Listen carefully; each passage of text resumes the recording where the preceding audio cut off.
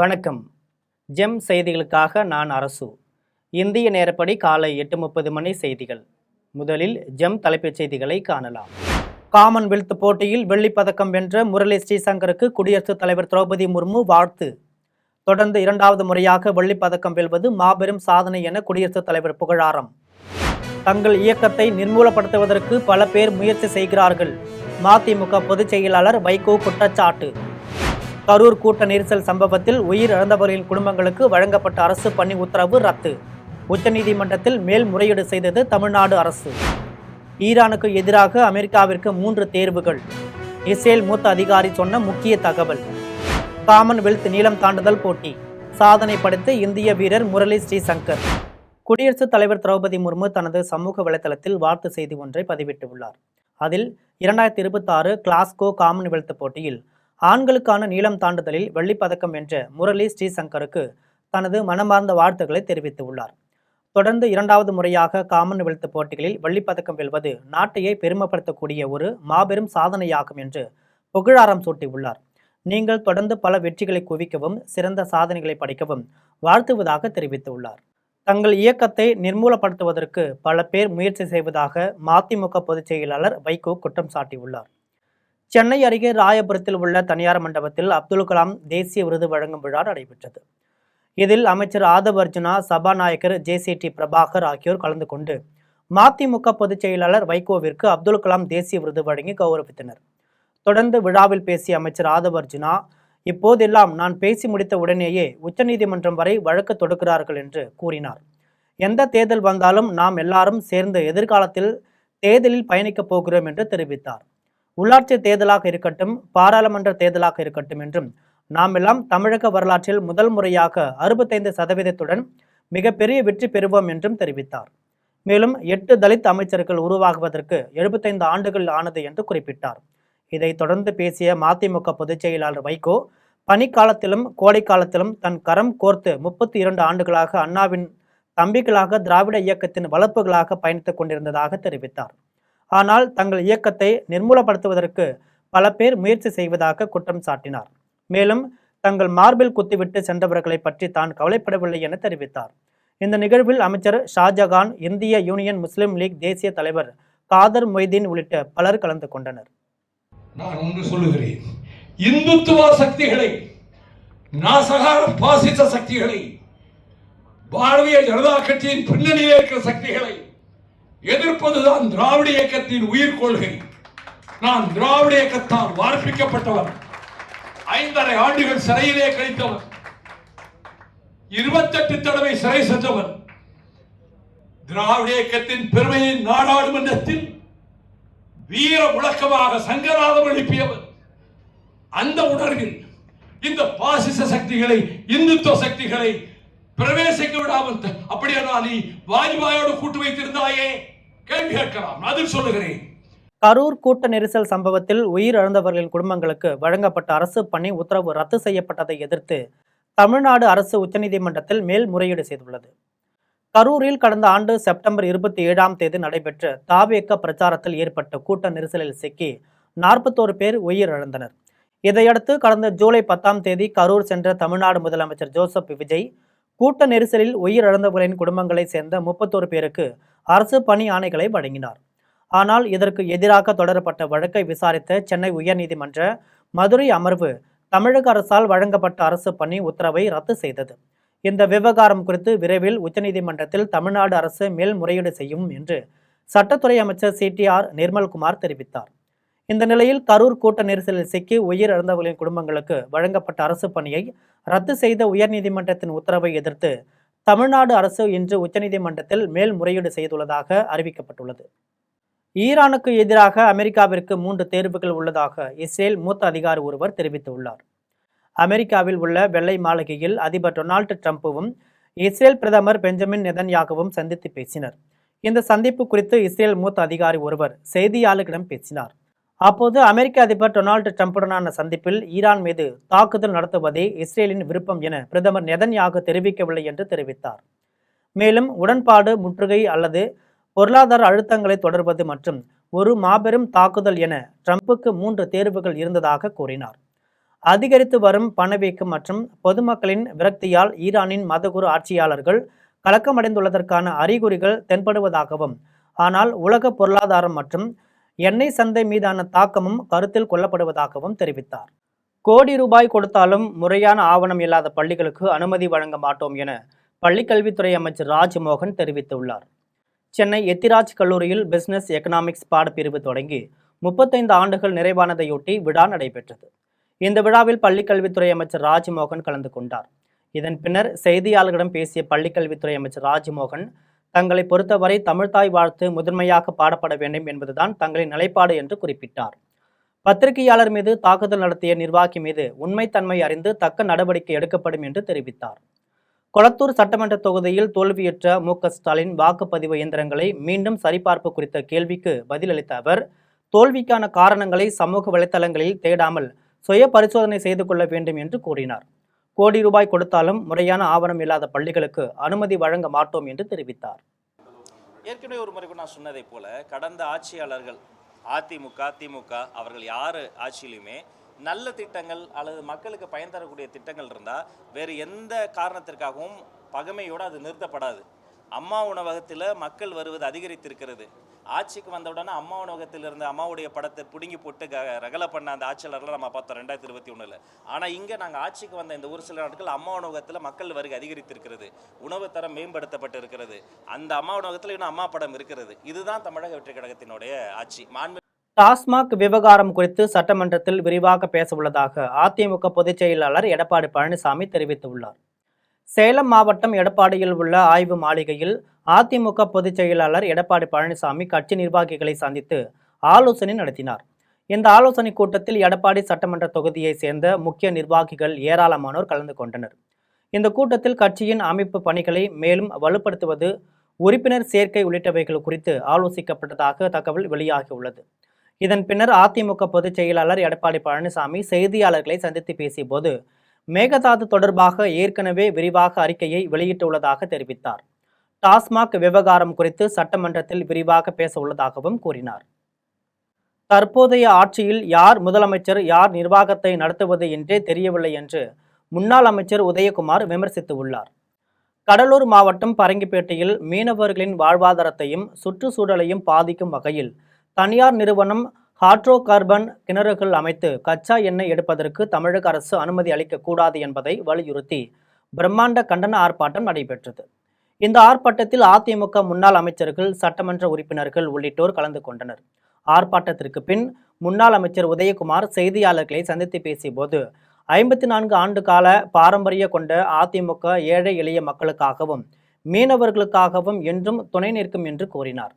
அதிமுகவை அள்ளு சில்லு கட்சி என்று தமிழக முதல்வர் விமர்சிப்பது தொடர்பான கேள்விக்கு பதிலளித்த அவர், அரசியல் நாகரிகமும் அனுபவமும் பாரம்பரியமும் இல்லாதவர்கள்தான் இப்படி பேசுவார்கள் என்று தெரிவித்தார். தற்போதைய ஆட்சி கையாளாகாத ஆட்சியாக உள்ளது என்றும், இந்த ஆட்சியில் யார் முதலமைச்சர், யார் நிர்வாகத்தை நடத்துவது என்றே தெரியவில்லை என்று விமர்சித்தார்.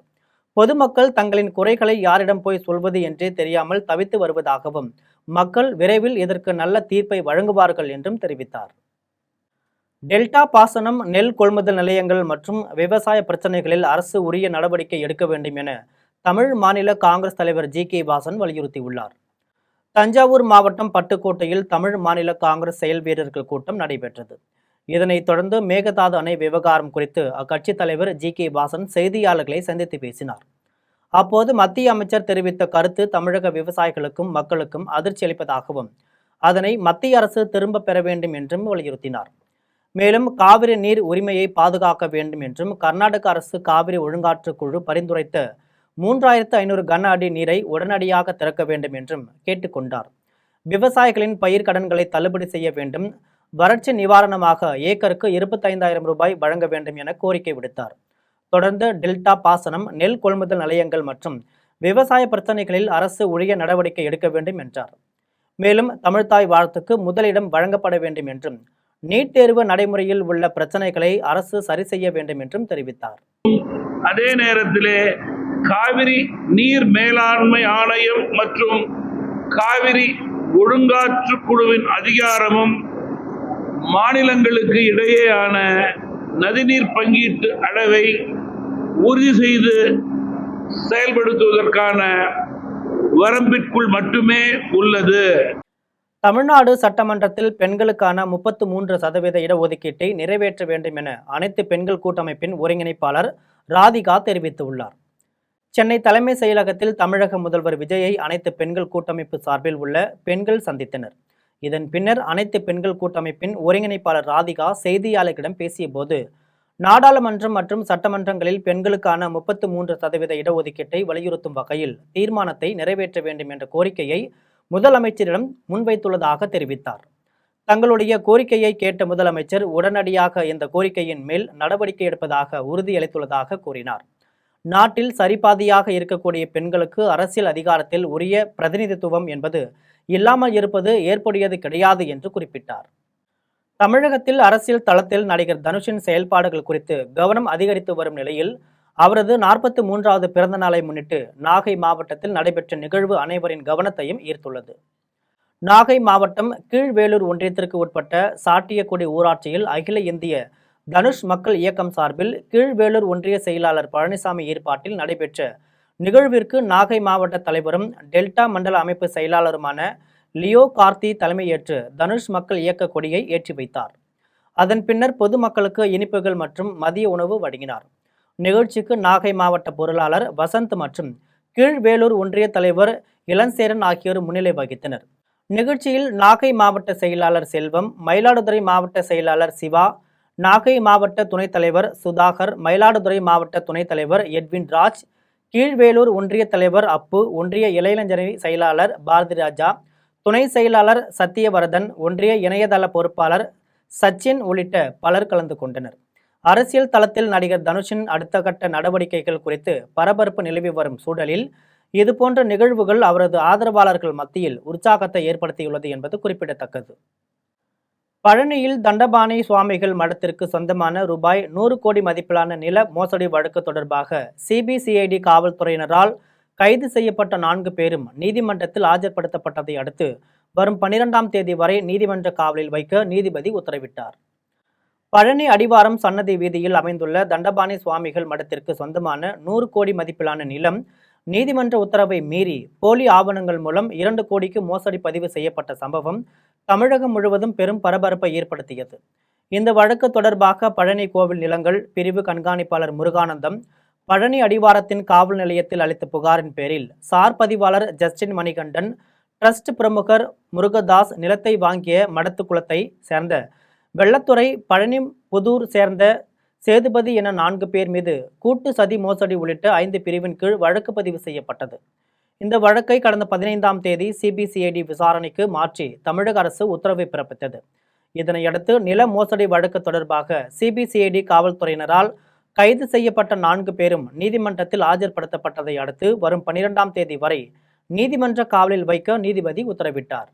கோவில்பட்டியில் விபத்தில் இழப்பீடு வழங்காத அரசு பேருந்தை நீதிமன்ற ஊழியர்கள் பறிமுதல் செய்தனர். தூத்துக்குடி மாவட்டம் கயத்தாறு அருகே உள்ள தென்னம்பட்டியை சேர்ந்தவர் மூக்கையா.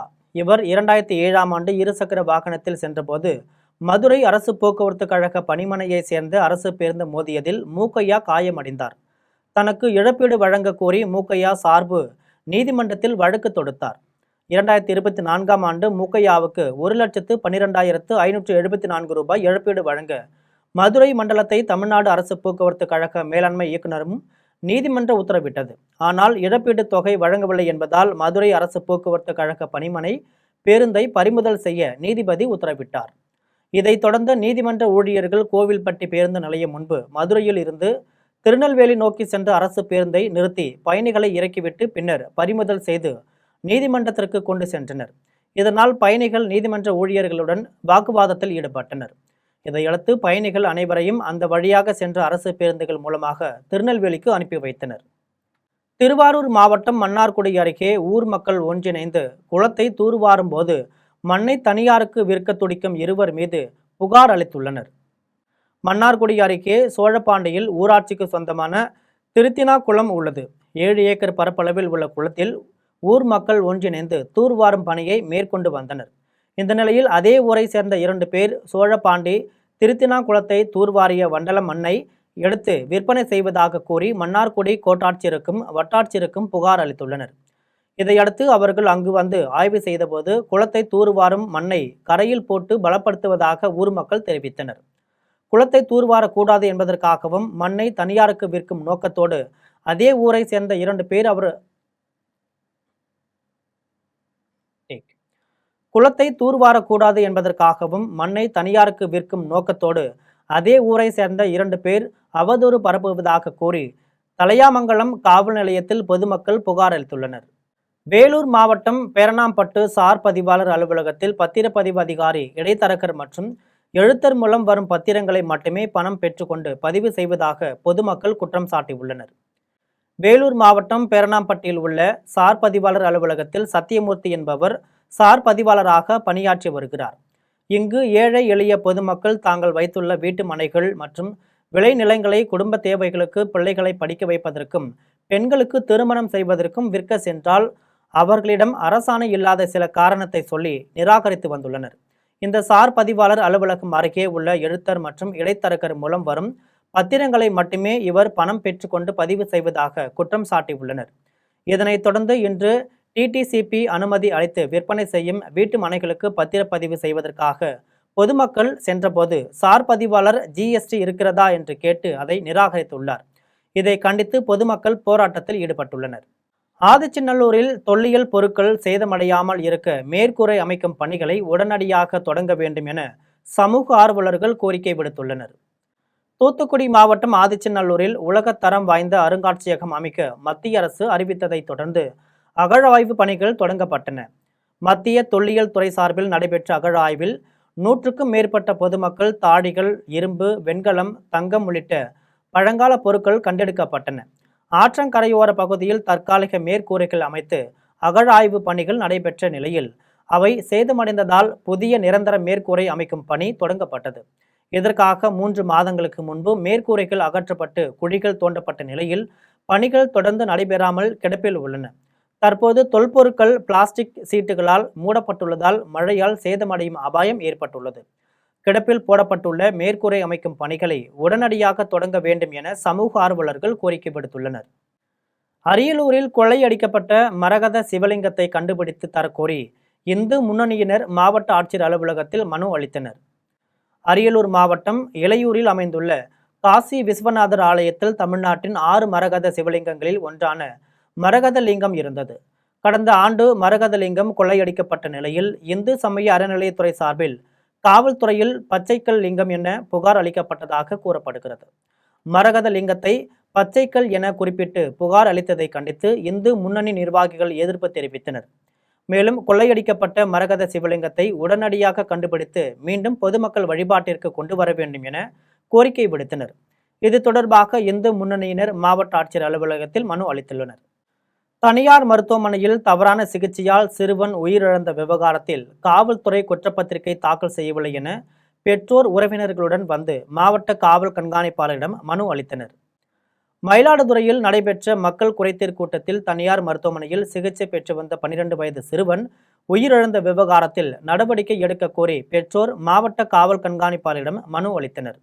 கடந்த 2024ஆம் ஆண்டு பட்டமங்கலத்தில் உள்ள தனியார் மருத்துவமனையில் குடல்வால் அறுவை சிகிச்சைக்காக அனுமதிக்கப்பட்ட சிறுவன் கிஷோர் உயிரிழந்தார்.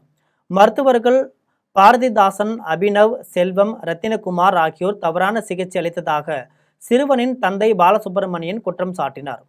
இந்த விவகாரத்தில் வழக்கு பதிவு செய்யப்பட்டும் உயர்நீதிமன்ற உத்தரவுக்கு பிறகும் குற்றப்பத்திரிகை தாக்கல் செய்யவில்லை என புகார் தெரிவித்துள்ளனர்.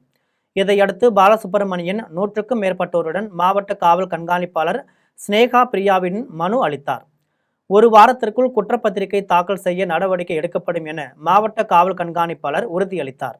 மேலும் தனது மகனுக்கு நீதி கிடைக்க வேண்டும், 2 ஆண்டுகளாக போராடி வருவதாக பாலசுப்ரமணியன் வேதனை தெரிவித்தார்.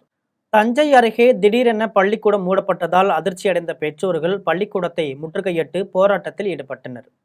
தஞ்சை மாவட்டம் யாகப்பா நகரில் உள்ள தனியார் பள்ளியின் தாளாளர் சுந்தரமோகன் பிரதீப் என்ற மருத்துவருக்கு பள்ளிக்கூடத்தை முழுமையாக விற்பனை செய்துள்ளார். இதன் பின்னர் மருத்துவர் பிரதீப் பள்ளியின் பெயர் பலகை கழட்டிவிட்டு தனது பெயரில் மருத்துவமனை என்று பெயர் பலகை வைத்துவிட்டு பள்ளி கட்டிடத்தின் சீரமைப்பு பணியினை தொடங்கியுள்ளார். இதனைத் தொடர்ந்து வழக்கம்போல் குழந்தைகளை பள்ளிக்கு விட வந்த பெற்றோர்கள் இதனை கண்டு அதிர்ச்சி அடைந்துள்ளனர். இது குறித்து பள்ளியின் தாளாளர் சுந்தரமோகனிடம் பெற்றோர்கள் கேட்டபோது ஆன்லைன் வகுப்புகள் நடத்துவதாக கூறியுள்ளார். இதனை ஏற்க மறுத்த பெற்றோர்கள் பள்ளியை முற்றுகையிட்டு ஆர்ப்பாட்டத்தில் ஈடுபட்டனர். அப்போது மாற்றுப் பள்ளியில் தங்கள் குழந்தைகளை சேர்த்துவிட பள்ளி நிர்வாகம் நடவடிக்கை எடுக்க வேண்டும் என வலியுறுத்தினர். வேலூர் அருகே நாட்டு துப்பாக்கியால் பறவைகளை வேட்டையாட முயன்ற 3 பேரை காவல்துறையினர் கைது செய்து நாட்டு துப்பாக்கிகளை பறிமுதல் செய்தனர். வேலூர் மாவட்ட காவல்துறை கண்காணிப்பாளர் தலைமையில் தனிப்படை காவல்துறையினர் அரியூர், ஊசூர் உள்ளிட்ட பகுதிகளில் ரோந்து பணியில் ஈடுபட்டிருந்தனர். அப்போது ஊசூர் ஏரிக்கரையோரம் 3 பேர் நாட்டு துப்பாக்கியுடன் சுற்றித் திரிந்ததை கண்ட தனிப்படை காவல்துறையினர் அவர்களிடம் நடத்திய விசாரணையில் அவர்கள் அணைக்கட்டு அடுத்த அல்லேரி மலை கிராமத்தை சேர்ந்த கோபி, சேட்டு, ரஞ்சித் ஆகியோர் என்பதும் அனுமதியின்றி நாட்டு துப்பாக்கியால் குருவி, முயல் வேட்டையாட வந்ததும் தெரிய வந்தது. இதையடுத்து 3 பேரையும் தனிப்படை காவல்துறையினர் அரியூர் காவல் நிலையத்தில் ஒப்படைத்தனர். அதன் பின்னர் 3 பேர் மீதும் காவல்துறையினர் வழக்கு பதிவு செய்து அவர்களிடம் இருந்து 3 நாட்டு துப்பாக்கிகளை பறிமுதல் செய்து வேலூர் மத்திய சிறையில் அடைத்தனர். செங்கம் அருகே காவல்துறையினரின் வீட்டில் மர்ம நபர்கள் பூட்டை உடைத்து கொள்ளை முயற்சி செய்த சம்பவம் அப்பகுதி மக்களிடையே பெரும் அதிர்ச்சியை ஏற்படுத்தியுள்ளது. திருவண்ணாமலை மாவட்டம் வளையாம்பட்டு பகுதியை சேர்ந்தவர்கள் ஆறுமுகம், சந்திரா தம்பதியர். இவர்களது மகன் சத்தியமூர்த்தி சென்னையில் காவல்துறையில் பணியாற்றி வருகிறார். இதில் அரசு பள்ளி ஆசிரியரான ஆறுமுகம் உயிரிழந்த நிலையில் அவரது மனைவி சந்திரா வீட்டில் தனியாக வசித்து வந்துள்ளார். இந்த நிலையில் சந்திரா பூட்டை பூட்டிவிட்டு வெளியூர் சென்றுள்ளார். அப்போது அவரது வீட்டிற்குள்ள புகுந்த மர்ம நபர்கள் வீட்டின் பூட்டை உடைத்து பீரோவில் வைத்திருந்த 5000 ரூபாய் பணம், பாத்திரங்கள், சிலிண்டர் ஆகியவைகளை எடுத்து வெளியே வந்தபோது சத்தம் கேட்ட அக்கம் பக்கத்தினர் கூச்சலிட்டனர். இதனால் மர்ம நபர்கள் பொருட்களை 2 வீடுகள் தள்ளி அங்கேயே வைத்துவிட்டு ஓட்டம் பிடித்துள்ளனர். மர்ம நபர்கள் திருட முயற்சி செய்த சம்பவம் அப்பகுதியில் பெரும் பரபரப்பை ஏற்படுத்தியுள்ளது. ஆண்டிப்பட்டி அருகே அரசு மதுபான கடையில் காலாவதியான மது பாட்டில்களை விற்பனை செய்பவர்கள் மீது அதிகாரிகள் நடவடிக்கை எடுக்க கோரி பாதிக்கப்பட்டவர் வீடியோ வெளியிட்டதால் அப்பகுதியில் பெரும் பரபரப்பை ஏற்படுத்தியுள்ளது. தேனி மாவட்டம் மயிலாடும்பாறையில் இருந்து மூலக்கடை செல்லும் சாலையில் உள்ள அரசு மதுபான கடையில் அதே பகுதியை சேர்ந்த நபர் ஒருவர் மது பாட்டில் வாங்கியுள்ளார். அப்போது அதில் காலாவதியான தேதி எழுதப்பட்டிருந்ததை கண்டு அதிர்ச்சி அடைந்தார். இது தொடர்பாக அவர் மதுபான கடை பணியாளரிடம் அந்த பாட்டிலை கொடுத்து கோபமடைந்து பேசிய வீடியோ காட்சிகள் வெளியாகி வைரலாகி வருகிறது. இதுபோன்ற அரசு மதுபான கடையில் காலாவதியான மது பாட்டில்கள் விற்பனை செய்பவர்களை அரசு அதிகாரிகள் உரிய நடவடிக்கை எடுக்க வேண்டும் என கோரிக்கை விடுத்தார். இந்த புகார் குறித்து உரிய நடவடிக்கை எடுக்கப்படும் என உணவு பாதுகாப்புத்துறை அதிகாரிகள் தெரிவித்துள்ளனர்.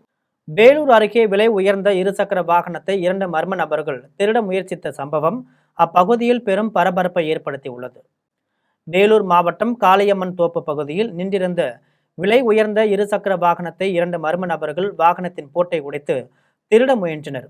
அப்போது அப்பகுதியில் பொதுமக்கள் வந்தபோது 2 பேரும் மெதுவாக அங்கிருந்து நடந்து சென்றனர். இதன் பின்னர் இருசக்கர வாகனத்தில் வந்த நபர் வேகமாக வந்து இருவரையும் ஏற்றிக்கொண்டு வேகமாக அங்கிருந்து தப்பி சென்றனர். இந்த சம்பவம் குறித்து விருதம்பட்டு காவல்துறையினர் வாகன சிசிடிவி காட்சிகள் மூலம் திருடர்களை தீவிரமாக தேடி வருகின்றனர்.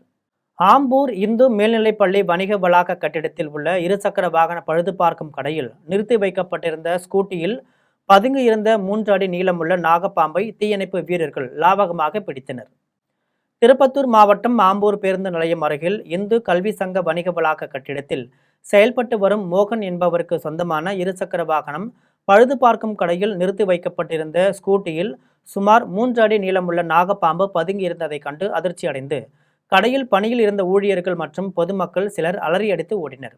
அதன் பின்னர் ஆம்பூர் தீயணைப்பு நிலையத்திற்கு அளித்த தகவலின் பேரில் விரைந்து வந்த தீயணைப்பு வீரர்கள் ஸ்கூட்டியில் பதுங்கியிருந்த நாகப்பாம்பினை நீண்ட நேரம் போராடி ஸ்கூட்டி முழுவதும் பிரித்து பின்னர் லாவகமாக நாகப்பாம்பை பிடித்து சென்று வனத்துறையினரிடம் ஒப்படைக்கப்பட்டு பின்னர் வனப்பகுதியில் விட்டனர். இதனால் கடையில் இருந்த ஊழியர்கள் மற்றும் அங்கு கூடிய பொதுமக்கள் மத்தியில் சில மணி நேரம் பெரும் அதிர்ச்சியையும் பரபரப்பையும் நிலவியது. வேலூரில் பேருந்தில் நகைகள் திருடிய 2 பெண்களை கண்காணிப்பு கேமரா காட்சிகளை வைத்து காவல்துறையினர் கைது செய்துள்ளனர். வேலூர் சாத்துப்பாளையத்தை சேர்ந்த திவ்யா என்ற பெண் பெங்களூருக்கு சென்றுவிட்டு தங்க நகைகளை கைப்பையில் போட்டுக்கொண்டு பேருந்தில் மீண்டும் வேலூருக்கு வந்தார். பழைய பேருந்து நிலையத்தில் பார்த்தபோது பையில் வைத்திருந்த 8.5 பவுன் தங்க நகைகளை காணவில்லை. இது குறித்து அவர் காவல் நிலையத்தில் புகார் அளித்ததை தொடர்ந்து காவல்துறையினர் கண்காணிப்பு கேமராவில் பதிவான காட்சிகளை ஆய்வு செய்தனர்.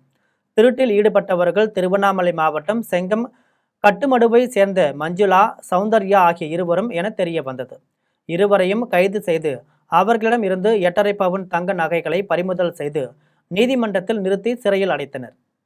தாராபுரம் அருகே பேருந்து மோதி பழனி பாத யாத்திரை பக்தர் உயிரிழந்த சம்பவம் பக்தர்களிடையே பெரும் சோகத்தை ஏற்படுத்தியுள்ளது. நீலகிரி மாவட்டம் கசுக்குச்சி பகுதியை சேர்ந்த பழங்குடியின மலைவாழ் விவசாயிகள் உள்ளிட்ட 30 பக்தர்கள் கடந்த 3 நாட்களாக பழனி முருகன் கோவிலுக்கு பாத யாத்திரையாக சென்று கொண்டிருந்தனர். இந்த நிலையில் திருப்பூர் மாவட்டம் புத்தரச்சல் பகுதியில் இரவில் நடைப்பயணம் மேற்கொண்டிருந்த போது அதிவேகமாக வந்த அடையாளம் தெரியாத பேருந்து சந்தோஷ் என்பவர் மீது மோதியதில் அவர் படுகாயமடைந்துள்ளார். இதன் பின்னர் பாத யாத்திரை வந்த பக்தர்கள் அவரை மீட்டு தாராபுரம் அரசு மருத்துவமனைக்கு கொண்டு சென்றனர். அங்கு பரிசோதனை செய்த மருத்துவர்கள் அவர் ஏற்கனவே உயிரிழந்து விட்டதாக தெரிவித்தனர். இந்த சம்பவம் குறித்து குளத்துப்பாளையம் காவல்துறையினர் வழக்கு பதிவு செய்து விபத்தை ஏற்படுத்திய பேருந்தின் ஓட்டுநரை தீவிரமாக தேடி வருகின்றனர். பாத யாத்திரையாக சென்ற பக்தர் ஒருவர் உயிரிழந்த சம்பவம் பக்தர்களிடையே பெரும் சோகத்தை ஏற்படுத்தியுள்ளது. சேலம் மாவட்டம் தலைவாசல் அருகே புற்றுமாரியம்மன் கோவில் ஆடி திருவிழாவில் கஞ்சி கலையம் எடுக்கும் நிகழ்ச்சி நடைபெற்றது. தலைவாசல் அருகே சிறுவாச்சூர் புற்றுமாரியம்மன் கோவிலில் ஜூலை 25ஆம் தேதி காப்பு கட்டுதல், சக்தி அளித்தல் உள்ளிட்ட நிகழ்ச்சிகள் நடைபெற்று முடிந்தன. அம்மனுக்கு நாள்தோறும் சிறப்பு அலங்காரம், அபிஷேகங்கள் நடைபெற்று வந்தது. காப்பு கட்டி நோம்பிருந்த பக்தர்கள் கஞ்சி கலையம் எடுத்து தலையில் எடுத்தவாறு மேளதாளம், வான வேடிக்கைகள் முழங்க ஊர்வலமாக கோவிலை சென்றடைந்தனர். பிறகு கொண்டு வந்த கஞ்சி கலையத்தை அம்மனுக்கு படைத்து பக்தர்களுக்கு வழங்கினர். இதில் சுற்று வட்டார பகுதிகளைச் சேர்ந்த பக்தர்கள் கலந்து கொண்டு சுவாமி தரிசனம் செய்தனர். சேலம் மாவட்டம் வாழப்பாடி அருகே சக்தி மாரியம்மன் கோவிலுக்கு திரளான பக்தர்கள் பால் குடம் எடுத்து நேர்த்திக்கடன் செலுத்தினர். வாழப்பாடி அருகே வீரகவுண்டனூர் சக்தி மாரியம்மன் கோவிலில் ஆடி திருவிழாவையொட்டி ஜூலை 27ஆம் தேதி காப்பு கட்டுதல், சக்தி அளித்தல் உள்ளிட்ட நிகழ்ச்சிகள் நடைபெற்று முடிந்தன. அம்மனுக்கு நாள்தோறும் சிறப்பு அபிஷேகம், அலங்காரங்கள் நடைபெற்று வந்தது. காப்பு கட்டி நோம்பிருந்த பெண்கள் பால் குடத்தை தலையில் சுமந்தவாறு மேளதாளம், வான வேடிக்கைகள் முழங்க முக்கிய வீதிகள் வழியாக ஊர்வலமாக சென்று அம்மனுக்கு பால் அபிஷேகம் செய்தனர். விழாவில் கலந்து கொண்ட அனைவருக்கும் கோவில் நிர்வாகம் சார்பில் அன்னதானம் வழங்கப்பட்டது. தூத்துக்குடி மடத்தூர் ரோடு பத்ரகாளியம்மன் கோவில் கொடைவிழா சிறப்பாக நடைபெற்றது. தூத்துக்குடி மடத்தூர் ரோடு பத்ரகாளியம்மன் கோவிலில் கொடைவிழாவையொட்டி அம்மனுக்கு சிறப்பு பூஜை வழிபாடுகள் நடைபெற்றன. பின்னர் முளைப்பாரி, மாவிளக்கு எடுத்து வழிபாடு நடைபெற்றது. சமூக சேவகர் சுதாகர் இவ்விழாவிற்கு தலைமையேற்று ஊர்வலத்தில் வந்த பெண்கள் அனைவருக்கும் சேலைகளை வழங்கி சிறப்பித்தார். இந்நிகழ்ச்சியில் கோவில் அர்ச்சகர் அழகிய நம்பி, இசக்கிமுத்து, பத்ரகாளி முத்து, தாமோதரராஜ், புஷ்பராஜ், மத்திய மாவட்ட விடுதலை சிறுத்தைகள் கட்சி மாவட்ட மீனவர் அணி அமைப்பாளர் ஜான்சன், பாஸ்கர், ரியால்சன் ஆகியோர் கலந்து கொண்டனர். பெரியபாளையத்தில் உள்ள ஸ்ரீ பவானியம்மன் திருக்கோவிலில் ஆடி மாதத்தின் பௌர்ணமியை முன்னிட்டு 108 பெண்கள் பங்கேற்ற திருவிளக்கு பூஜை வெகு விமர்சையாக நடைபெற்றது. திருவள்ளூர் மாவட்டம் பெரியபாளையத்தில் பிரசித்தி பெற்ற ஸ்ரீ பவானியம்மன் திருக்கோவில் அமைந்துள்ளது. இக்கோவிலுக்கு சென்னை, திருவள்ளூர், காஞ்சிபுரம், செங்கல்பட்டு மட்டுமல்லாது ஆந்திரா, கேரளா, கர்நாடகா என பல்வேறு அண்டை மாநிலங்களிலிருந்து பல்லாயிரக்கணக்கான பக்தர்கள் சனிக்கிழமை இரவு தங்கி மறுநாள் ஞாயிற்றுக்கிழமை காலை பொங்கல் வைத்து மொட்டையடித்து அம்மனை வழிபட்டு செல்கின்றனர். இந்த நிலையில் ஆடி மாதத்தின் பௌர்ணமி முன்னிட்டு உலக நன்மைக்காகவும் பொதுமக்கள் நோய் இன்றி வாழவும் பவானியம்மன் திருக்கோவில் வளாகத்தில் 108 பெண்கள் பங்கேற்ற திருவிளக்கு பூஜை சிறப்பாக நடைபெற்றது. முன்னதாக ஸ்ரீ பவானியம்மனுக்கு பால், தயிர், பன்னீர், சந்தனம் உள்ளிட்ட பல்வேறு வாசனை திரவியங்களால் சிறப்பு அபிஷேகம் செய்யப்பட்டு வண்ண மலர்களாலும் திரு ஆபரணங்களாலும் அலங்கரிக்கப்பட்டு ஸ்ரீ பவானி அம்மனுக்கு மகா தீபாராதனை காண்பிக்கப்பட்டது. பூஜையில் கலந்து கொண்ட பெண்கள் குத்துவிளக்கு ஏற்றி வைத்து குங்குமம், மலர்களால் அர்ச்சனை செய்து அம்மனை வழிபட்டனர். இதனைத் தொடர்ந்து உற்சவர் தங்கத்தேர் காப்பு அலங்காரத்தில் கோவிலை 3 முறை சுற்றி கோவில் உலா வந்து பக்தர்களுக்கு அருள் பாலித்தார். திருவிளக்கு பூஜையில் கோவில் அறங்காவலர் அஞ்சன்லோக மித்ரா, துணை ஆணையர் கார்த்திகேயன் உள்ளிட்ட திரளான பக்தர்கள் கலந்து கொண்டு ஸ்ரீ பவானியம்மனை வழிபட்டனர். இதனைத் தொடர்ந்த கோவில் நிர்வாகம் சார்பில் பக்தர்களுக்கு அன்னதான பிரசாதம் வழங்கப்பட்டது. மீண்டும் ஜெம் தலைப்புச் செய்திகள். காமன்வெல்த் போட்டியில் வெள்ளிப்பதக்கம் வென்ற முரளி ஸ்ரீசங்கருக்கு குடியரசுத் தலைவர் திரௌபதி முர்மு வாழ்த்து. தொடர்ந்து 2வது முறையாக வெள்ளிப்பதக்கம் வெல்வது மாபெரும் சாதனை என குடியரசுத் தலைவர் புகழாரம். தங்கள் இயக்கத்தை விரிவுபடுத்துவதற்கு பல பேர் முயற்சி செய்கிறார்கள். அதிமுக பொதுச் செயலாளர் வைகோ குற்றச்சாட்டு. கரூர் கூட்ட நெரிசல் சம்பவத்தில் உயிரிழந்தவர்களின் குடும்பங்களுக்கு வழங்கப்பட்ட அரசு பணி உத்தரவு ரத்து. உச்சநீதிமன்றத்தில் மேல்முறையீடு செய்தது தமிழ்நாடு அரசு. ஈரானுக்கு எதிராக அமெரிக்காவிற்கு 3 தேர்வுகள். இஸ்ரேல் மூத்த அதிகாரி சொன்ன முக்கிய தகவல். காமன்வெல்த் நீளம் தாண்டுதல் போட்டி சாதனை படைத்த இந்திய வீரர் முரளி ஸ்ரீசங்கர். இத்துடன் ஜெம் செய்திகள் நிறைவடைகின்றன. மீண்டும் ஜெம் செய்திகள் மதியம் 1:30 மணிக்கு. உடனுக்குடன் செய்திகளை காண GemLive.tv என்ற இணையதளத்தில் இணைந்திருங்கள். நன்றி, வணக்கம்.